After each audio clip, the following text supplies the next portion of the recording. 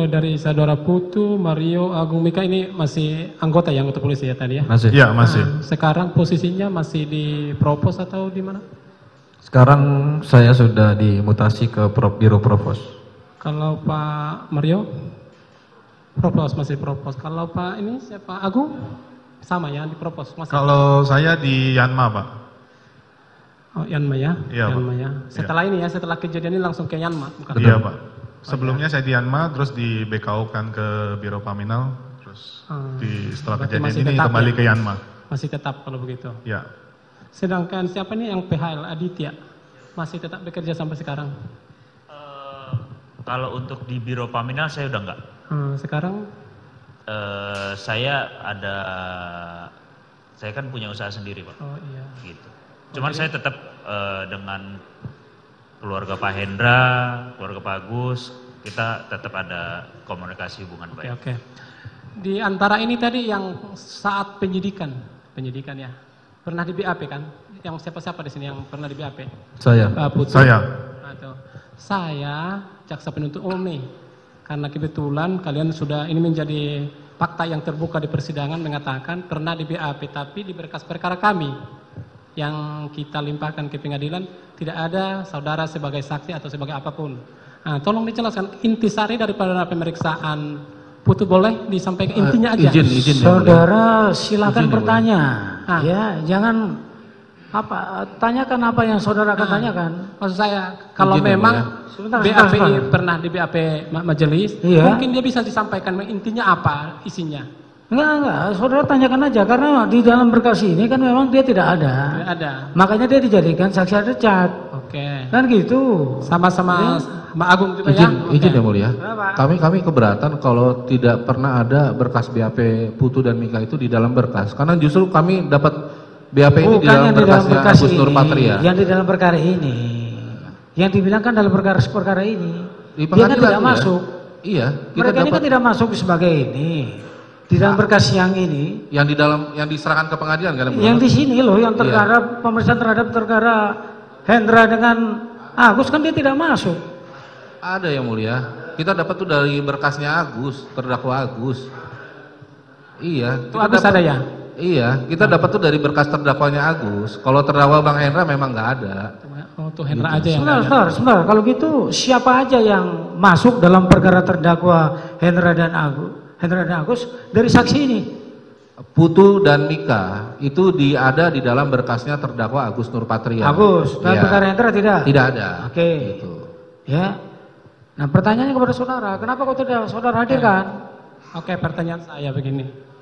Tadi penasihat hukum menunjukkan sebuah surat nomor 2000 sekian. Enggak, itu dijawab dulu. Ya. Kenapa? Kok dia tidak dihadirkan untuk terdakwa Agus? Kalau memang dia masuk dalam berkas. Nanti biar penasihat hukum aja yang menghadirkan karena memang di berkas dia saksi. Bukan, ini kan masuk dalam berkas yang saudara limpahkan yang disidangkan di sini. Untuk terdakwa Agus itu ada saksi Putu dan Mika yang dan mulia. Mika. Ya. Nah, kenapa kok sekarang dihadirkan oleh mereka nih penasihat hukum? Ya. Seharusnya kan dia tidak menjadi adecat untuk terdakwa Agus karena memang sudah ada di berkas. Mohon izin yang mulia. Ya. Untuk dalam BAP tersebut pun sudah tertulis di situ saksi adecat yang mulia. Jadi kemungkinan nanti kan ketika kita di persidangan mungkin akan dihadirkan oleh penasihat hukum seperti itu. Enggak, biasa gitu enggak apa-apa itu. Di dalam berkas itu biasa kita jumpai juga. Saksi adecat juga dimasukkan juga dalam berkas.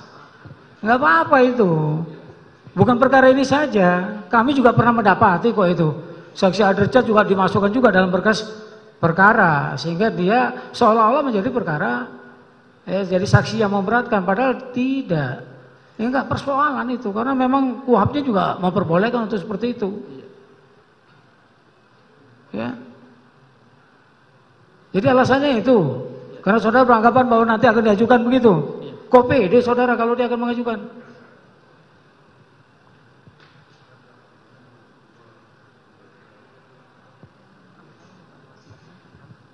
Ya tapi itulah silakan aja karena seperti itu keadaannya ya.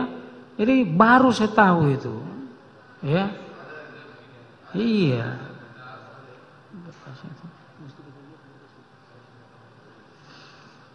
Ya, sudahlah ya. Tadi yang ditanyakan kepada siapa tadi? Ya, saudara menanya cukup kepada, majelis. enggak, saudara bertanya kepada siapa tadi? Ke Agung sama Putu rencananya. Agung, mana Agung? Iya, Putu, berdua. Ya. Ini saudara bertanya untuk terdakwa yang mana? Untuk terdakwa Agus. Agus. Iya. Ya. Padahal itu ada dalam berkas saudara ya. Ya. Yang dipakai sini. Pertanyaannya apa? Pertanyaan saya terkait daripada surat yang ditunjukkan penasihat hukum nomor 2000 sekian. Iya. Saya kurang jelas tadi mau menegaskan mekanisme penomoran daripada sebuah surat perintah. Kan kalau di instansi resmi seperti kejaksaan itu ada batas waktu time-nya. Jam 3 mungkin ditutup. Untuk nomor ini apakah benarkah itu penomoran itu masih sesuai dengan schedule yang ditentukan oleh jam kantor atau ini ada penomoran khusus? Nah, itu aja. Silakan dijawab. Mohon izin menjawab yang mulia. Bahwasanya penomoran yang seperti itu sudah sering terjadi. Kenapa? Karena kita tim pelaksana dalam melakukan penomoran, apalagi sprint tersebut berdasarkan infosus. Jadi yang namanya informasi khusus harus butuh perlakuan khusus karena muatannya ataupun kasusnya di dalam infosus itu sudah terjadi dan itu harus ditangani dengan cepat. Nah, kemudian ketika Pak Agus menyerahkan sprint itu kepada saya, sudah dinomori. Dan ketika saya dulu pernah jadi tim pelaksana, itu biasa karena majunya sprint dengan penomoran itu paralel Pak, untuk mempersingkat waktu. Nah, Terima kasih sudah nonton, jangan lupa like, subscribe, dan share ya.